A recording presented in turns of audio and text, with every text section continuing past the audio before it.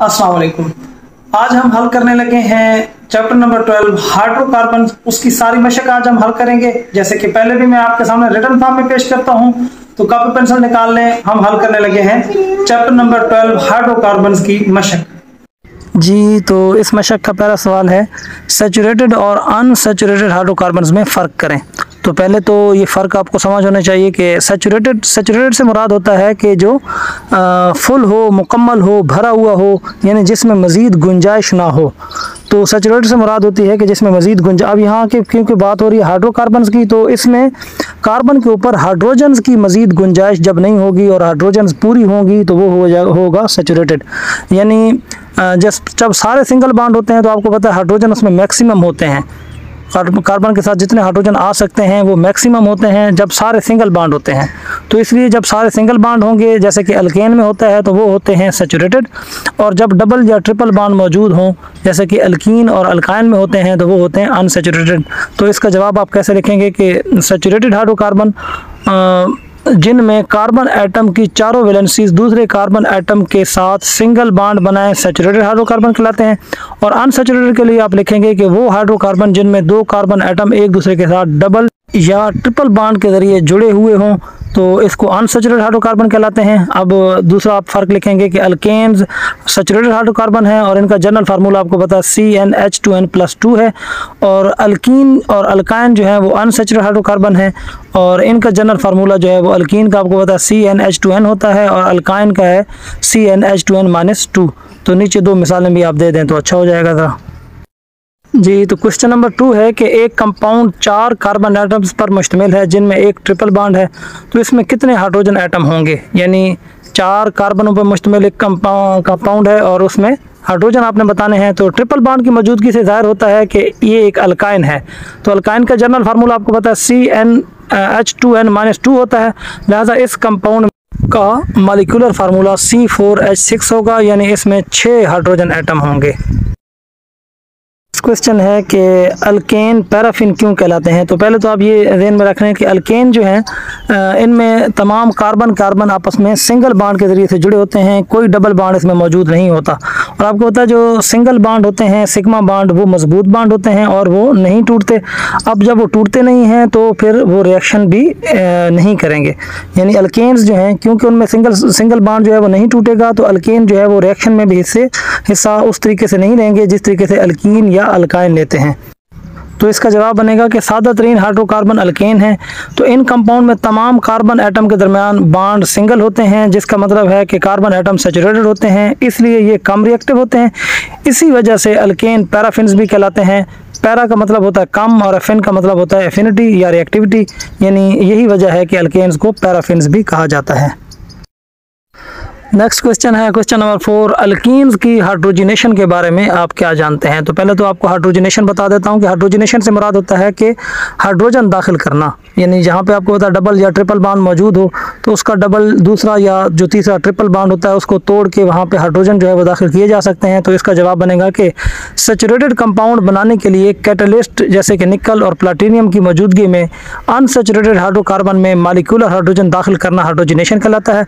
और ये रिएक्शन भी आपके सामने है जिसमें एक इथीन है और उसमें हाइड्रोजन जो है वो आपने दाखिल करना है निकल की मौजूदगी में, तो वो अल्केन जो है यानी इथेन जो है वो बन जाता है और ये रिएक्शन 250 से 300 डिग्री सेंटीग्रेड पे मुकम्मल होता है। क्वेश्चन नंबर 5 है कि अल्काइल हैलाइड्स को कैसे रिड्यूस किया जाता है। तो अल्काइल हैलाइड आपको पता है जिसमें हेलोजन एटम होता है, तो रिड्यूस इसको करना होता है तो वही हेलोजन एटम आप हटा लें तो उसकी रिडक्शन हो जाएगी। नहीं आप हेलोजन हटाएं और उसकी जगह हाइड्रोजन दाखिल कर दें तो आपको पता है हाइड्रोजन का जो दाखिला होता है वो रिडक्शन कहलाता है। तो आप इसको कैसे लिखेंगे कि रिडक्शन का मतलब नुज़ायदा हाइड्रोजन शामिल करना है। तो असल में ये एक हेलोजन एटम का हाइड्रोजन एटम के साथ तबादला होता है, यानी ये जो रिएक्शन है ये जिंक मेटल और हाइड्रोजन क्लोराइड की मौजूदगी में होता है। तो रिएक्शन आपके सामने है CH3Br जो है ये एक अल्काइल हैलाइड है जिसमें आप हाइड्रोजन जो है वो दाखिल करेंगे, जिंक डाइल्यूटेड HCl की मौजूदगी में वो बन जाएगा CH4। तो इस तरीके से जो है वो अल्काइल हैलाइड की रिडक्शन हो जाएगी। यहाँ आप चाहें तो ये दूसरा रिएक्शन भी लिख लें जिसमें इथाइल ब्रोमाइड जो है उसकी रिडक्शन होती है और उससे जो है वो इथेन तैयार होती है। तो नेक्स्ट क्वेश्चन है कि अल्केन को फ्यूल के तौर पर क्यों इस्तेमाल किया जाता है। तो अल्केन बहुत ज़्यादा हवा या ऑक्सीजन की मौजूदगी में जलकर कार्बन डाइऑक्साइड और पानी बनाते हैं, तो इसके साथ बहुत ज़्यादा हरारत खारिज होती है। ये रिएक्शन गाड़ियों के इंजनों, घरेलू हीटरों और खाना पकाने वाले जो चूल्हों में होता है, ये इंतहाई एक्सोथर्मिक रिएक्शन है। रिएक्शन आपके सामने है, ये रिएक्शन भी आपने लिखना है। तो अल्केन जब जलते हैं तो अल्कीन्स और अल्काइंस की निस्बत कम धुआं पैदा करते हैं, इस वजह से अल्केन्स को फ्यूल के तौर पर इस्तेमाल किया जाता है। तो ये आप देख लें कि अल्कीन और अल्काइन भी जलते हैं, लेकिन अल्कीन और अल्काइन जब जलते हैं तो उनसे पैदा होने वाला धुआं जो है वो ज़्यादा होता है, जबकि अल्केन जो है उनसे धुआं कम पैदा होता है। तो अल्केन का एक ये भी फ़ायदा है कि एक तो इससे हरारत काफ़ी मकदार में पैदा होती है और दूसरा इससे धुआं कम पैदा होता है। तो यही वजह है कि हम अल्केन्स को बतौर फ्यूल जो है वो प्रेफर करते हैं, इस्तेमाल करते हैं। तो नेक्स्ट क्वेश्चन है कि अल्कोहल और इथाइल ब्रोमाइड से आप ईथीन कैसे तैयार कर सकते हैं। तो ये दरअसल जो है ईथीन की दो प्रिपरेशंस पूछी गई हैं। एक आपने ईथीन तैयार करनी है एथेनॉल से और दूसरी आपने ईथीन तैयार करनी है इथाइल ब्रोमाइड से। तो एथेनॉल से आप उसकी डिहाइड्रेशन करके तैयार करते हैं ईथीन, और इथाइल ब्रोमाइड की डिहाइड्रोहेलोजिनेशन करके आप जो है वो ईथीन तैयार कर सकते हैं। तो पहले हम ले लेते हैं कि एथेनॉल की डिहाइड्रेशन, यानी एथेनॉल से आप कैसे जो है वो ईथीन तैयार करते हैं। तो एथेनॉल की डिहाइड्रेशन की जाती है। तो डिहाइड्रेशन से मुराद पानी का अखराज होता है। तो एथेनॉल और कंसनट्रेटेड सल्फ्यूरिक एसिड के मिक्सचर को 180 डिग्री सेंटीग्रेड पर गर्म किया जाता है। तो इससे जो है ईथीन तैयार की जाती है। तो पहले मरले में बनेगा इथाइल हाइड्रोजन सल्फेट, उसको फिर गर्म करेंगे, दूसरे मरले में जो है वो डिकम्पोज होकर ईथीन बन जाती है, जो कि पानी के ऊपर जमा हो जाता है। तो ये पहले मरले में आप देखें, ये CH3 CH2O SO3H जो है ये इथाइल हाइड्रोजन सल्फेट है, और फिर ये इथाइल हाइड्रोजन सल्फेट जो है ये दूसरे स्टेप में जब इसको आप गर्म करते हैं तो ईथीन तैयार हो जाती है। तो दूसरा तरीका क्या है कि इथाइल ब्रोमाइड से आप कैसे तैयार करते हैं। तो इथाइल ब्रोमाइड की डिहाइड्रोहेलोजिनेशन करते हैं, यानी डिहाइड्रो एक हाइड्रोजन निकालते हैं और डिहेलोजिनेशन मतलब एक हेलोजन भी निकालते हैं, यानी एक कार्बन एटम से हेलोजन निकलेगी और एक कार्बन एटम से हाइड्रोजन निकलेगी। तो फिर उन दोनों कार्बन एटमों के दरमियान डबल बॉन्ड बन जाएगा और ईथीन तैयार हो जाएगी। तो रिएक्शन कैसे होगा कि इथाइल ब्रोमाइड को अल्कोहलिक KOH के साथ गर्म करने से ईथीन बनती है। तो दो मुतसिल कार्बन एटम से हाइड्रोजन और हेलोजन का इखराज होता है और डबल बॉन्ड बनता है। तो रिएक्शन आपके सामने है, इसको देख लें। तो नेक्स्ट क्वेश्चन है कि एक केमिकल टेस्ट के ज़रिए प्रोपीन और प्रोपेन की शनाख्त करें। तो यहाँ पे आपको ज़हन में रखना होगा कि प्रोपीन जो है इसमें डबल बॉन्ड है, यानी अनसैचुरेटेड कंपाउंड है, और प्रोपेन जो है वो सैचुरेटेड कंपाउंड है। तो यहाँ पे अनसैचुरेशन का टेस्ट होगा, और आपको पता है अनसैचुरेशन का टेस्ट जो है वो ब्रोमीन वाटर टेस्ट बेहतरीन टेस्ट है। तो आप क्या करेंगे कि अल्कीन की ब्रोमिनेशन एक बहुत अहम रिएक्शन है। जब इनर्ट सॉल्वेंट कार्बन टेट्राक्लोराइड में मौजूद प्रोपीन में ब्रोमीन वाटर डालेंगे, तो आपको पता है ब्रोमीन वाटर का जो पानी में सोल्यूशन का रंग होता है वो भूरा होता है। तो जैसे ही आप उसको डालेंगे तो इसका रंग फ़ौरन ख़त्म हो जाता है। अगर प्रोपीन हुई, डबल बॉन्ड हुआ, तो ये रिएक्शन होगा और उसका रंग ख़त्म हो जाएगा। और अगर वो प्रोपेन हुई तो आपको पता है अगर अनसैचुरेटेड यानी सैचुरेटेड कंपाउंड हो, प्रोपेन हुई, तो फिर ये रिएक्शन नहीं होगा और जो है रंग गायब नहीं होगा। तो ब्रोमीन वाटर का जो भूरा रंग है वो ख़त्म होना इस चीज़ को ज़ाहिर करेगा कि ये प्रोपीन है, और ख़त्म ना होना इस चीज़ को ज़ाहिर करेगा कि ये प्रोपेन है, अगर आपको ये श्योर है कि प्रोपीन और प्रोपेन में से कोई है तो नेक्स्ट क्वेश्चन है कि अल्कीन्स क्यों ओलिफिन्स कहलाती हैं। तो इसका जवाब आपने यहाँ से शुरू करना है कि ओलिफिन्स एक लातीनी लफ्ज़ है जिसका मतलब है ऑयल बनाने वाले। तो क्योंकि जो अल्कीन हैं इनके पहले मेंबर जो हैं वो जब हेलोजेंस के साथ रिएक्शन करते हैं तो ऑयली प्रोडक्ट देते हैं। तो ऑयली प्रोडक्ट देने की वजह से इनको ऑयल बनाने वाले या ओलिफिन्स कहा जाता है। तो इसीलिए इनको जो है वो ओलिफिन्स या ऑयल बनाने वाले कहा जाता है। नेक्स्ट क्वेश्चन नंबर 10 है कि KMnO4 सॉल्यूशन के साथ अल्केन को क्यों ऑक्सीडाइज नहीं किया जा सकता, यानी अल्केन जो कि सैचुरेटेड हाइड्रोकार्बन है जिसमें सारे सिंगल बॉन्ड होते हैं। तो उसका जवाब आप लिखेंगे कि अल्केन सैचुरेटेड हाइड्रोकार्बन है जिनमें तमाम कार्बन मुस्तहकम सिंगल बॉन्ड जो है कोवलेंट बॉन्ड के जरिए से जुड़े होते हैं। तो इसलिए KMnO4 सॉल्यूशन के साथ अल्केन को ऑक्सीडाइज नहीं किया जा सकता। नेक्स्ट क्वेश्चन नंबर 11 है कि एडिशन रिएक्शन क्या है, मिसाल से वजाहत करें। तो जैसे आपको पता है कि एडिशन का मतलब होता है जमा करना।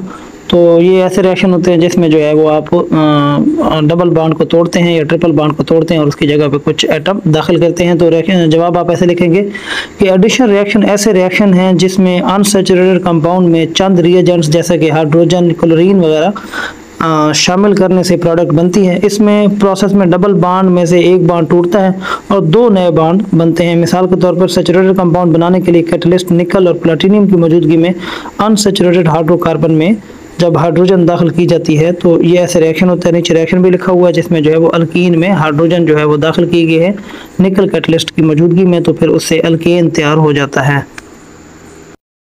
तो नेक्स्ट क्वेश्चन नंबर 12 है कि जवाब पेश करें कि अल्केन तबादले के रिएक्शन देते हैं। तो वैसे आपको पता है कि अल्केन जो है उनमें सारे सिंगल बॉन्ड होते हैं, तो अगर आप उनका रिएक्शन करना चाहेंगे तो कोई सिंगल बॉन्ड तोड़ेंगे तो लाजमी तौर पे जो यानी अगर हाइड्रोजन सिंगल बॉन्ड के साथ जुड़ा हुआ है तो आप वो एटम हटाएंगे, तोड़ेंगे तो हाइड्रोजन हट जाएगा, तो तभी आप वहाँ पे कोई और एटम लगा सकते हैं। तो लाजमी बात है फिर हाइड्रोजन हट जाएगा तो उसकी जगह पे कोई यानी तबादला हो जाएगा, कोई और एटम लग जाएगा। इसके अलावा तो अल्कीन और अल्काइन जो है उनमें तो डबल ट्रिपल बॉन्ड होते हैं, तो अगर दो बॉन्ड है तो एक टूट भी जाए तो एडिशन हो सकती है। तो अल्केन में ऐसा केस नहीं है, तो अल्केन में जो है वो एक ही ऑप्शन बचता है कि तबादले का रिएक्शन यहाँ पे मुमकिन है। तो जवाब आप कुछ यूँ लिखेंगे कि अल्केन सैचुरेटेड हाइड्रोकार्बन है जिनमें तमाम कार्बन कार्बन सिंगल मुस्तहकम कोवलेंट बॉन्ड के जरिए से जुड़े होते हैं, इसीलिए अल्केन सिर्फ तबादले के रिएक्शन देते हैं। ऐसे रिएक्शन जिसमें सैचुरेटेड कंपाउंड के एक या एक से ज़्यादा हाइड्रोजन एटम को दूसरे एटम जैसा कि हैलोजन के साथ तब्दील किया जाता है, तबादले का रिएक्शन कहलाता है। और ये रिएक्शन अल्केन की एक अहम खसूसियत है। तो मिसाल भी नीचे दी हुई है, ये मिसाल भी आप नोट कर लें। तो नेक्स्ट क्वेश्चन है कि अल्कीन्स और अल्काइंस दोनों अनसैचुरेटेड हाइड्रोकार्बन हैं, इन दोनों के दरमियान सबसे अहम फ़र्क बयान करें। तो अल्कीन और अल्काइन में आपने फ़र्क बनाना है, तो इसके नीचे आप लाइन लगा लें, इन दोनों दरमियान में लाइन लगा लेंगे, एक साइड पे अल्कीन लिख लेंगे, एक साइड पे अल्काइन लिख लेंगे। तो अल्कीन आपको पता है कि अल्कीन ऐसे हाइड्रोकार्बन है जिनमें दो कार्बन एटम एक दूसरे के साथ डबल कोवलेंट बॉन्ड के जरिए से जुड़े होते हैं, और अल्काइन में जो है वो दो कार्बन एटम के दरमियान ट्रिपल कोवलेंट बॉन्ड होता है। अल्कीन का जनरल फार्मूला फंक्शनल ग्रुप लिख लेंगे, डबल बॉन्ड होगा। अल्काइन का जो है वो लिख लेंगे, फंक्शनल ग्रुप ट्रिपल बॉन्ड होगा। असल जो मेन फ़र्क है वो ये नीचे अब तीसरा पॉइंट बयान किया गया है कि इथीन KMnO4 के साथ जब रिएक्शन करती है तो इथीन ग्लाइकोल बनती है, जबकि इथाइन जब रिएक्शन करती है तो इथीन ग्लाइकोल नहीं बनता बल्कि ऑक्सैलिक एसिड बनता है। तो यही मेन फ़र्क है कि इथीन की ऑक्सीडेशन से इथीन ग्लाइकोल बनता है और इथाइन की KMnO4 के साथ ऑक्सीडेशन से ऑक्सैलिक एसिड जो है वो बनता है। नेक्स्ट जो है इंतहाई आसान सवाल है कि इथाइन का मॉलिक्यूलर और स्ट्रक्चरल और डॉट क्लास फार्मूला लिखा है। तो इथाइन का मॉलिक्यूलर फार्मूला C2H2 है, स्ट्रक्चरल फार्मूला आपके सामने बना पड़ा है, ट्रिपल बॉन्ड आपने शो करना है, और डॉट क्लास फार्मूला एक कार्बन के एटम जो इलेक्ट्रॉन जो है वो अपने क्रॉस से शो कर देने, दूसरे से डॉट से शो कर देने हैं, और इस तरीके से फार्मूला बन जाएगा। ये आपके सामने लिखा हुआ, नोट कर लें। तो नेक्स्ट जो क्वेश्चन नंबर 15 है, ये भी बिल्कुल सीधा सा क्वेश्चन है कि हाइड्रोकार्बन ऑर्गेनिक सॉल्वेंट्स में क्यों सॉल्युबल होते हैं। तो बट आपको पता है हाइड्रोकार्बन जो है वो नॉन पोलर है, तो लाइक डिजॉल्व लाइक के असूल के मुताबिक नॉन पोलर में हल होते हैं और पोलर जो है वो पोलर में हल होते हैं।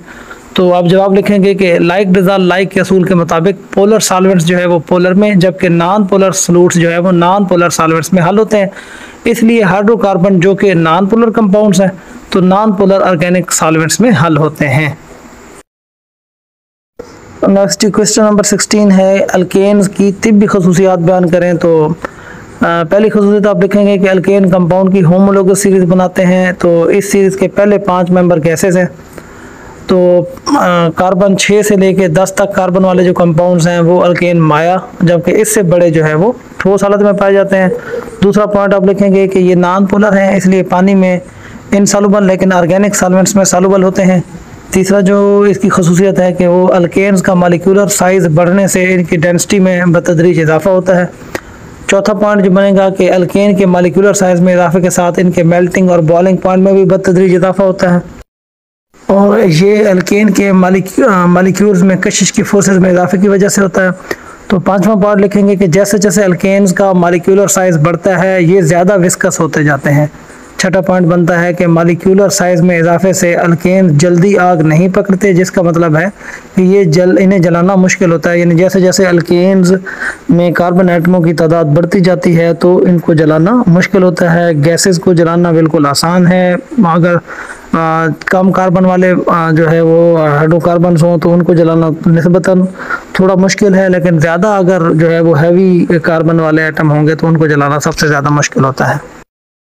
तो नेक्स्ट क्वेश्चन है कि आप इथीन और इथेन की शिनाख्त कैसे कर सकते हैं। तो बेटा ये बिल्कुल उसी जैसा क्वेश्चन है जैसे पहले जो है वो प्रोपेन और प्रोपीन का फ़र्क पूछा गया था, तो उसमें भी क्योंकि सैचुरेटेड और अनसैचुरेटेड कंपाउंड का फ़र्क था, तो ये यहाँ पे भी वही जो है वो आपको पता है इथेन जो है वो सैचुरेटेड है जबकि इथीन जो है वो अनसैचुरेटेड कंपाउंड है। तो फ़र्क उसी तरीके से जो है ब्रोमीन वाटर टेस्ट के ज़रिए से किया जाएगा। तो जवाब आप लिखेंगे कि अल्कीन्स की ब्रोमिनेशन बहुत अहम केमिकल रिएक्शन है। जब इनर्ट सॉल्वेंट कार्बन टेट्राक्लोराइड में मौजूद इथीन में ब्रोमीन वाटर डाला जाता है तो ब्रोमीन वाटर का जो रंग आपको पता है भूरा होता है, तो इसका रंग फ़ौरन ख़त्म हो जाता है। ये रिएक्शन होता है जो आपके सामने लिखा हुआ है। तो इस रिएक्शन में ब्रोमीन मालिक्यूल के दाखिल होने से इथीन का डबल बॉन्ड सिंगल बॉन्ड में तब्दील हो जाता है। तो इथेन क्योंकि सैचुरेटेड हाइड्रोकार्बन है तो इथेन ये रिएक्शन नहीं देते, तो इथेन ये रिएक्शन नहीं देते और जो ब्रोमीन वाटर का भूरा रंग है वो ख़त्म नहीं करते। इस तरीके से इथेन जो है वो पहचाने जाते हैं कि वो रिएक्शन नहीं करते, और इथीन जो है वो इस तरीके से पहचाने जाते हैं कि इथीन जो है ब्रोमीन वाटर के साथ रिएक्शन करके उसको जो है उसका भूरा रंग ख़त्म करते हैं। तो नेक्स्ट क्वेश्चन नंबर 18 है कि ब्रोमीन वाटर में इथीन शामिल करने से इसका रंग क्यों ख़त्म हो जाता है। तो ये अभी वही जो हमने सवाल पिछला किया है तो सेम बिल्कुल उसी तरीके से है। तो इसमें बस जो है वो आखिरी लाइन आप नोट कर लें, वो आपने चेंज कर देनी है कि क्योंकि ब्रोमीन रिएक्शन कर जाता है इसलिए इसका रंग ख़त्म हो जाता है। यानी ब्रोमीन जो है क्योंकि आपको पता है डबल बॉन्ड के ऊपर ऐड हो जाता है तो उसका रंग जो है वो ब्रोमीन का ख़त्म हो जाएगा क्योंकि ब्रोमीन इस्तेमाल हो चुकी है। तो इसी वजह से फिर ब्रोमीन का जो है वो कलर भी गायब हो जाएगा। और नेक्स्ट जो है क्वेश्चन नंबर 19 और इस मशक का आखिरी सवाल कि ये 4 कंपाउंड्स बताए गए हैं और इनके एक एक इस्तेमालात पूछे गए हैं। तो एसिटिलीन, इथीन, कार्बन टेट्राक्लोराइड और क्लोरोफॉर्म, तो एक एक बताते हैं। तो सबसे पहले जो है इथीन, तो इथीन जो है वो फलों को मसनूई तरीके से पकाने के लिए इस्तेमाल होती है। एसिटिलीन जो है ये बहुत से केमिकल जैसा कि अल्कोहल, एसिड्स और एसिटल्डिहाइड वगैरह बनाने में इस्तेमाल होती है। तो क्लोरोफॉर्म जो है तो क्लोरोफॉर्म को रबड़, वैक्स वगैरह के लिए बतौर सॉल्वेंट और बेहोश करने के लिए भी इस्तेमाल किया जाता है। और कार्बन टेट्राक्लोराइड का आप लिखेंगे कि कार्बन टेट्राक्लोराइड को इंडस्ट्रियल सॉल्वेंट्स और ड्राई क्लीनिंग में इस्तेमाल किया जाता है। तो उम्मीद है आपको समझ आ गई होगी और आपने सारा जो है मशक राइट डाउन भी कर ली होगी। तो इसके बाद हम हल करेंगे नेक्स्ट चैप्टर की खुद तशखीसी सरगर्मियां और उसकी मशक। तब तक के लिए इजाजत दीजिएगा। अल्लाह हाफिज।